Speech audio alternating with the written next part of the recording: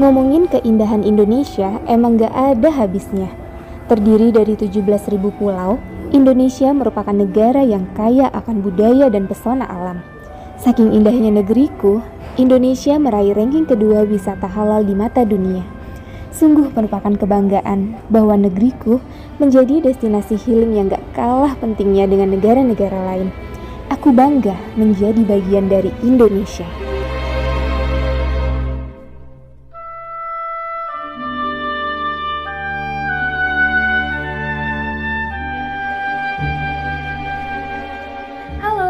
Perkenalkan, aku Astri dan selamat datang di Bincang-Bincang ASN Muda. Kali ini kita akan ngobrol terkait bangga berbangsa dan bernegara. Ini topiknya agak berat sih ya kedengarannya, tapi karena narasumber kita nanti ada 4 ASN muda yang asik, seru, dan pastinya keren abis. Jadi kita akan diskusi yang kekinian terkait bangga berbangsa dan bernegara versi mereka berempat. Say hi dulu kali ya, ada Kak Koni, Kak Vina, Kak Weni, dan Kak Kesa. Halo! Halo. Langsung aja kita ngobrol yuk. Tadi kita udah menyaksikan video ya Kak, kalau indahnya Indonesia itu bikin kita jadi bangga banget menjadi bagian dari Nusantara ini. Nah, kalau boleh diceritain nih dari Kak Koni dulu deh. Dalam pandangan Kak Koni nih, konsep bangga berbangsa dan bernegara dalam penerapan sehari-hari itu kayak gimana sih Kak? Oke, kalau dari pandangan aku nih, rasa bangga berbangsa dan bernegara Indonesia itu penting banget ya. Kayak, hey aku bangsa Indonesia loh, keren abis gitu. Jadi, nah yang gak kalah penting dari itu yaitu bagaimana apa yang bisa kita lakukan demi bangsa kita, apa yang bagaimana kontribusi kita, begitulah. Nah, contohnya pada zaman pandemi ini, apa yang bisa kita lakukan yaitu kita nggak mau bangsa kita ini berlarut-larut mengalami COVID-19 agar segera cepat diselesaikan, yaitu salah satunya sebagai nakes kita rela terpisah dari keluarga, rela nggak pulang berbulan-bulan ke rumah demi merawat pasien-pasien COVID-19, dan juga kita rela bertaruh nyawa dengan risiko tertular infeksi COVID juga demi membantu merawat pasien-pasien COVID, dan juga kita rela korban mengutamakan kepentingan negara di atas kepentingan pribadi kita. Jadi itu menurut saya pentingnya bangga berbangsa dan bernegara Indonesia. Seperti itu mungkin ya. Keren banget nih Kak, setuju banget sih sama konsep yang memberikan kontribusi balik ke negara sesuai bidang keilmuan ya. Jadi secara nggak langsung itu tuh merupakan aksi bela negara kita sebagai ASN terhadap bangsa dan negara.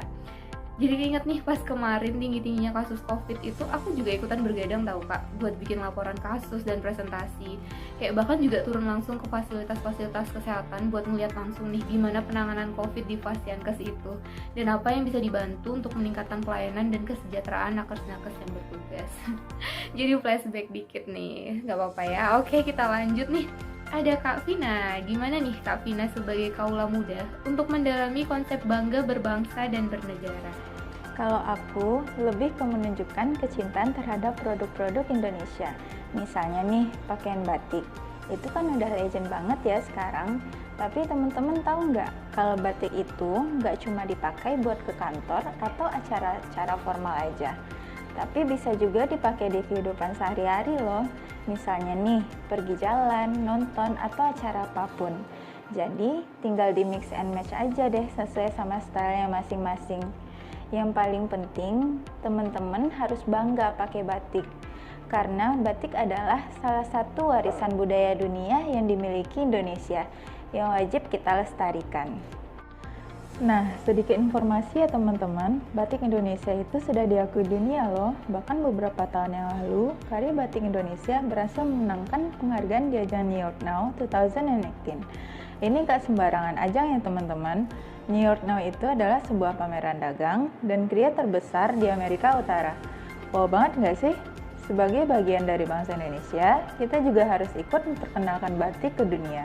Misalkan nih, pas lagi kedatangan tamu dari luar negeri, terus kita kasih deh oleh-oleh baju batik biar dipakai di negara asalnya.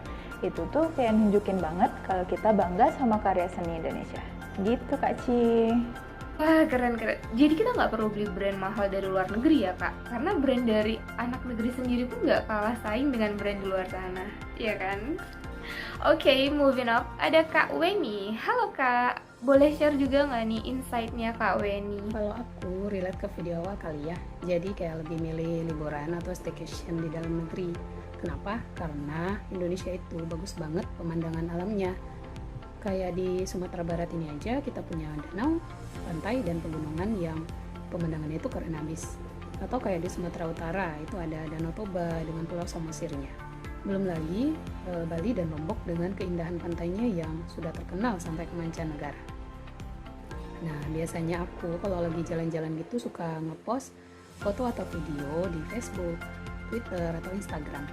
Ini merupakan salah satu bentuk kebanggaan kita loh sebagai bangsa Indonesia, dan juga bisa menjadi sarana untuk menalin atau mempromosikan wisata-wisata alam di Indonesia.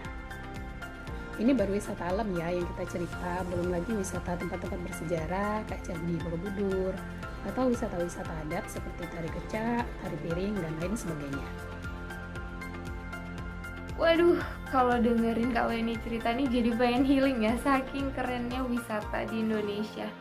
Dan setuju banget sih sama cara Kak Weni yang menggunakan sosial media sebagai ajang promosi terkait potensi dan kekayaan alam serta budaya Indonesia.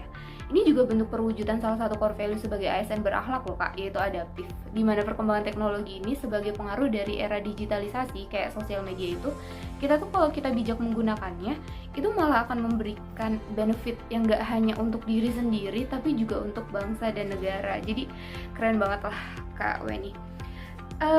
Terakhir nih ada Kak Kesa. Kalau tadi kita udah dengar dari Kak Koni, terus juga Kak Vina, Kak Weni. Nah kalau menurut Kak Kesa nih, bangga berbangsa dan bernegara versi Kak Kesa tuh kayak gimana? Ya, jadi kalau menurut aku nih Kak Asti, kita bersedia mengorbankan waktu, tenaga, dan pikiran untuk kemajuan bangsa dan negara sesuai dengan tugas dan fungsi kita. Itu juga merupakan salah satu wujud rasa bangga berbangsa dan bernegara. Kayak misalnya nih, saat libur lebaran kemarin, rumah sakit itu kan gak mungkin tutup ya. Jadi harus ada orang-orang yang rela mengorbankan waktu, tenaga, pikirannya untuk dinas atau jaga di waktu libur lebaran. Nah, sementara orang lain bisa berkumpul dengan keluarganya di momen lebaran. Di sini kita kayak menempatkan kepentingan umum di atas kepentingan pribadi kita. Kalau tadi Kak Astri ngomong tentang core value ASN yang adaptif, dari contoh yang aku sebutin tadi, yaitu dengan sukarela tetap bekerja di saat libur ataupun hari-hari besar lainnya, itu juga menunjukkan banget sih core value seorang ASN yang berorientasi pada pelayanan. Jadi kita memahami dan berusaha memenuhi kebutuhan masyarakat, di mana kita sebagai ASN pun bertugas dalam pelayanan publik. Begitu Mbak Astri.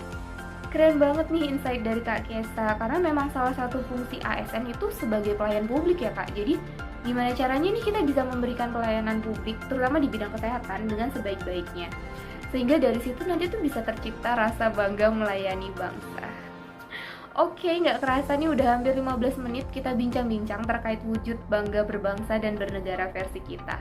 Semoga dari podcast kita kali ini bisa menginspirasi terutama bagi para kaula muda untuk menunjukkan rasa bangga menjadi bagian dari Indonesia. Sekali lagi terima kasih untuk keempat narasumber kita. Kali ini ada Kak Weni, Kak Kesa, Kak Vina, dan Kak Foni.